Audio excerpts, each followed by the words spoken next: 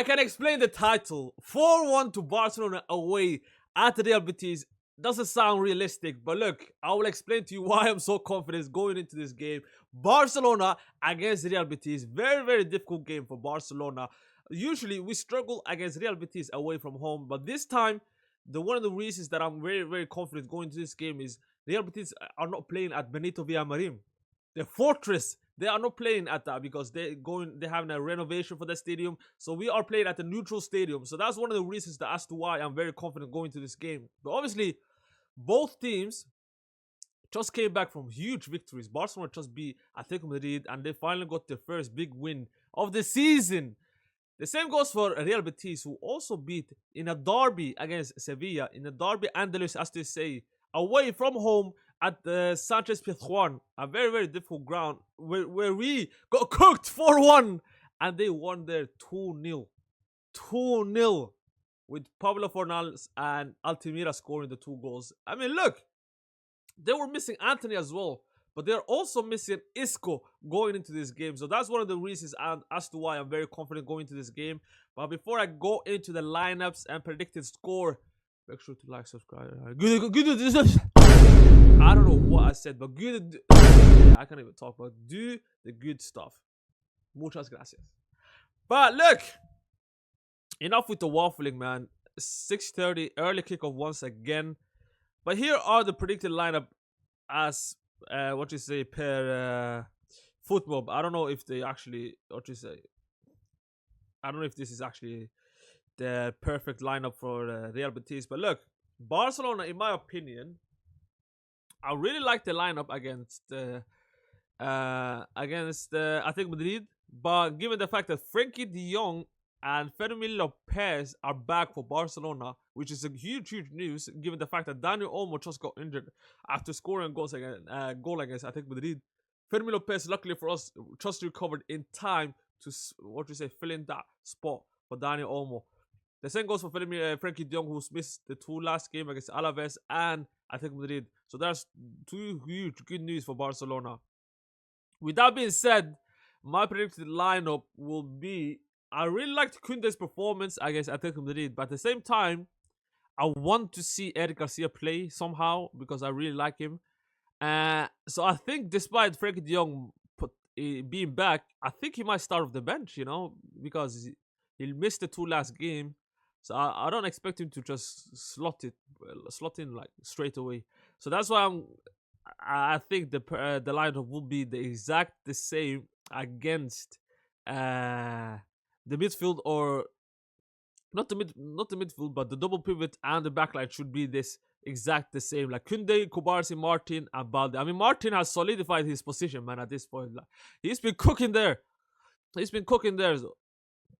So I really like the fact that he's having this renaissance in his career. So I really hope that he continues that. Balde obviously left back. Pedri obviously should start. Eric Garcia, in my opinion, should start there. But number 10 position is where it gets tricky. Will Fermín López come back straight in? I don't think so, because this is a very difficult game, physical game. We will be facing some difficult, physical players in that midfield against Real Betis. Like Amrabat, if he's playing, I don't know, because he was also injured in the same action with Isco. So I don't know if he's come back yet. But I don't want to risk Fermín López as of right now because Dani Olmo will be missing for a whole month. So we cannot afford to see Fermín López relapse and get another injury. So we don't have a number 10 for the rest of the year. So I really want Fermín López to start off the bench, but that would mean that either Rashford or Rafinha will be the number 10. I don't think Rashford will be the number 10, so I think Rafinha or Lamine Yamal, two of those players can be the number 10 in my opinion. I really want to see Lamine Yamal once this season play there, just to see how good he is there, man. But the attack will obviously, for me, consist of those players. So it depends on who's going to play the number 10, in my opinion. But let's see what Hansi Flick does there. Real Betis, however, Alex Valles will be the goalkeeper potentially. I don't even know he signed for them, because Barcelona were linked to him. We're like Barcelona wanted this keeper for a while because he played for Las Palmas, if I'm not mistaken. Barcelona fans really wanted that guy, but the backline: Mark Bartra, another La Masia graduate, Aitor Ruibal, another amazing right back, man. Nathan obviously just came from Napoli. Said, is that Gomez? I don't know who he is. Mark Roca, however, he played for Bayern Leeds. If he's the same Roca that I'm thinking. Another La Masia player they have is Azel Zuli, another amazing left wing who will give trouble to Kunde. Kunde should be on his toes this game. Pablo Fornas, amazing player for them as well. West Ham, Villarreal. This guy is a La Liga heritage, man. He used to play amazingly for Villarreal before he went to the Premier League. Garcia, I don't know who he is, to be honest. And Hernandez, Cucho Hernandez, who played for Watford. And he plays for Getafe as well. Like, he's a La Liga journeyman as well. So, and obviously, the manager is Manuel Pellegrini. So, Antony will, in my opinion, play ahead of Garcia because I think he served his 2-match bans because, or nah, he might miss, because the midweek was not a whole round. It was only like four teams played. So I don't know if that red card's gonna count that game. Let's see.